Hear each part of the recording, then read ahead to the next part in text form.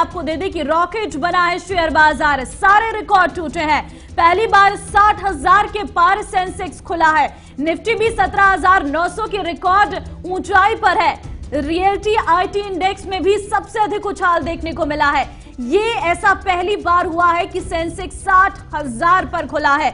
निवेशकों को 1.40 लाख का फायदा हुआ है। साथ ही आपको बता दें कि कल भी यही स्तर देखने को मिला था। 5G पर मोदी की मीटिंग के टॉप गियर में इस वक्त शेयर बाजार है। घरेलू शेयर बाजार में बढ़ोतरी से निवेशकों में खुशी की लहर है और बड़ा फायदा भी निवेशकों को हुआ है। अब आपको बताते हैं कि आखिर क्या कारण है कि घरेलू बाजार में इतना बड़ा उछाल देखने को मिल रहा है। ग्राफिक्स के माध्यम से जानकारी देते हैं। आपको बता दें कि अमेरिका के सेंट्रल बैंक फेडरल रिजर्व के फैसले से विदेशी निवेशकों के बीच उत्साह है। साथ ही फेडरल रिजर्व ने ब्याज दरों को स्थिर रखा है, कोई बदलाव नहीं किया गया है, जिससे निवेशक खुश है। चीन की रियल एस्टेट कंपनी एवरग्रेंड से भी राहत की खबरें आई है, जो बेहद सुर्खियों में थी। एवरग्रेंड ब्याज का भुगतान समय पर करेगा, इससे निवेशकों की घबराहट शांत हुई है।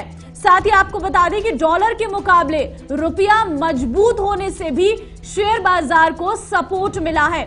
वहीं कंपनियां लगातार आईपीओ पेश कर रही है, इससे निवेशकों में उत्साह बढ़ा है। वहीं आपको यह भी बता दें कि विदेशी निवेश यानी एफडीआई लगातार बढ़ रहा है, जिससे घरेलू बाजार में तेजी आई है।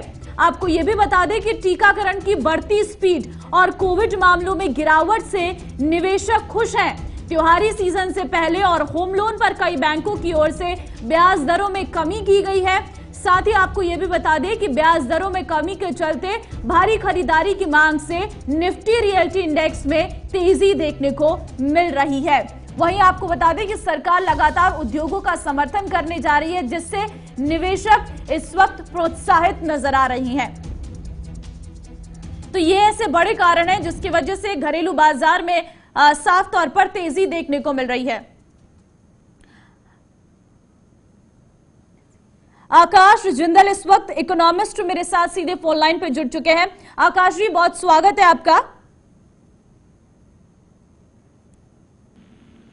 धन्यवाद। हाँ आकाश जी, मेरा सवाल ये है कि घरेलू बाजार में, शेयर बाजार में जो आज शानदार तेजी देखने को मिली है, पहली बार जो 60,000 के पार सेंसेक्स खुला है, क्या संकेत दे रहा है? देखिए, इसके पीछे कारण ये है, एक तो जो फेड की मूव है इंटरेस्ट रेट्स को लेके, उससे जो है स्टॉक मार्केट के अंदर उत्साह बढ़ा है, सेंसेक्स के अंदर उत्साह बढ़ा है। उसके अलावा जो है ग्लोबल लिक्विडिटी वो इंडियन मार्केट्स में आ रही है। अब तीसरा कारण ये है कि कोरोना के बाद इंडियन इकोनॉमी ने बहुत अच्छा बाउंस बैक दिखाया है। इंडियन इकोनॉमी ने बहुत अच्छी रेजिलियंस दिखाई है।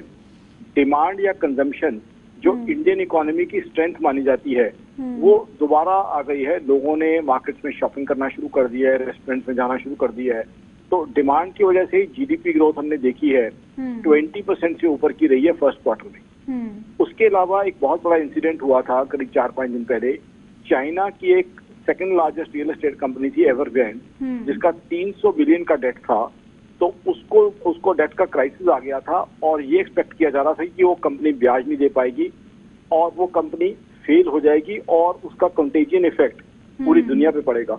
बट उस कंपनी को वहां से कुछ मदद मिली है और वो कंपनी ने फिलहाल अपने आप को संभाल लिया है। तो ये भी एक बहुत बड़ा रिलीफ मिला कि चाइना की जो इतनी बड़ी कंपनी के डूबने की खबर आ रही थी, वहां से अभी वो कंपनी शॉर्ट टर्म में या टेम्परेरी जो है वो कंपनी की जो है अभी उसको रिलीफ मिल गया। अभी वो कंपनी एज इट इज चल रही है। तो एक तरफ फेड की मूव, एक तरफ चाइना की एवरग्रैंड की तरफ से नेगेटिव के बाद पॉजिटिव न्यूज आना, तीसरा इंडिया की डिमांड और कंजम्पशन का रिज्यूम होना, इकोनॉमी का बाउंस बैक करना, कोरोना के इम्पैक्ट से इकोनॉमी का रिकवरी करना, इकोनॉमी में चीजों की सेल्स बढ़ना।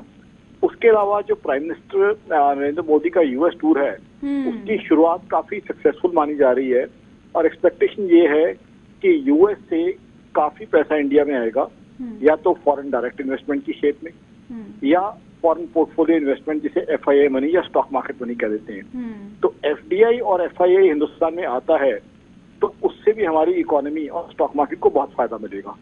तो अब ये उम्मीद लग रही है कि जिस तरीके से वहाँ प्राइम मिनिस्टर बिजनेस लीडर्स के साथ इंटरेक्शन करेंगे उसके चलते हुए काफी पैसा आ जाएगा। इकोनॉमी के अंदर काफी ग्रोथ आ जाएगी। ओवरऑल इस साल की जीडीपी ग्रोथ की बात करें तो 10% से ऊपर की जीडीपी ग्रोथ अब इस साल की उम्मीद की जा रही है। तो सारी बात का मैं समराइज ये करूंगा कि इकोनॉमी के अंदर जो कोरोना की एक मंदी आई थी, उस कोरोना की मंदी के बाद इकोनॉमी जो वापस से पटरी पे आ गई है, वो दुनिया भर के इन्वेस्टर्स बड़ा पसंद कर रहे हैं कि इकोनॉमी की रिकवरी बहुत फास्ट हुई है, बहुत रोबस्ट हुई है। चलिए उम्मीद करते हैं कि आगे भी इसी तरीके से इकोनॉमी बढ़े, क्योंकि इस वक्त जो क्राइसिस थे उससे लोग भी